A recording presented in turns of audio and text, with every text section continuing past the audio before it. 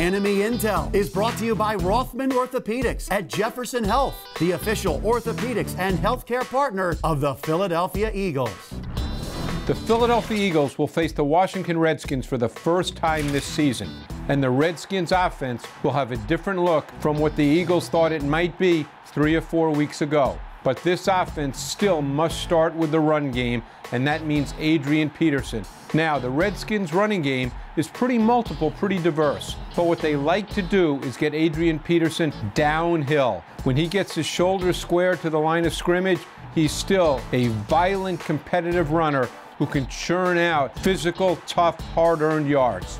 What they do with one particular concept, we'll call it the pin-pull concept, where they'll pull the center and the guard, and then they'll have the outside blockers pin or seal defenders so that Peterson can work to the perimeter and then get downhill. You get the two offensive linemen pulling, you get the seal, the pins inside, and an alley opens up for Peterson. And while he's not as fast as he used to be, if you give him that downhill track, he can still be tough to handle. So the key thing for the Eagles is you must make certain that you fill your gaps with integrity, you stay in your lanes, you can't give him a clean alley at the point of attack. That will be the challenge for the Eagles defense.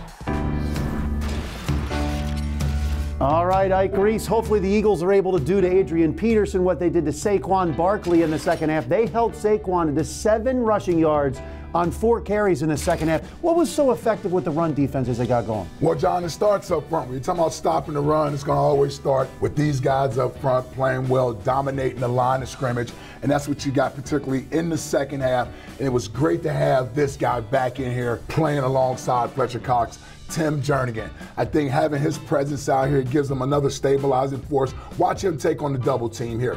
He gets stout right there, doesn't give up the line of scrimmage, is able to shed one of the blockers, then get penetration here. And the key part about the way he's playing this double team is, I talked about holding his ground. He doesn't make the tackle, but he allows his teammates to get to the ball. Watch, Nigel Bradham here, untouched on this play, able to scrape to the side and able to get Barkley back here, having Tim Jernigan back out there, lined up next to Fletcher Cox. That's the reason they were the #1 run defense in the league last year, and having him back out there, I think, is going to add to their run defense coming down the stretch. Yeah, pregame, I saw on the field all the defensive linemen jumping up and down together to have Tim Jernigan back, and after the game, he brought that toughness in the postgame interview, saying, you're going to have to kick us out of this thing. We're not going anywhere. What does he bring in? Does he remind you of somebody from your defenses back in the day? Well, I'll tell you, as important as it is to have him out there on the field because you need his production, it's equally important to have him out there because of what he brings as far as an emotional uplift for his teammates out there. He's the fire plug for those guys.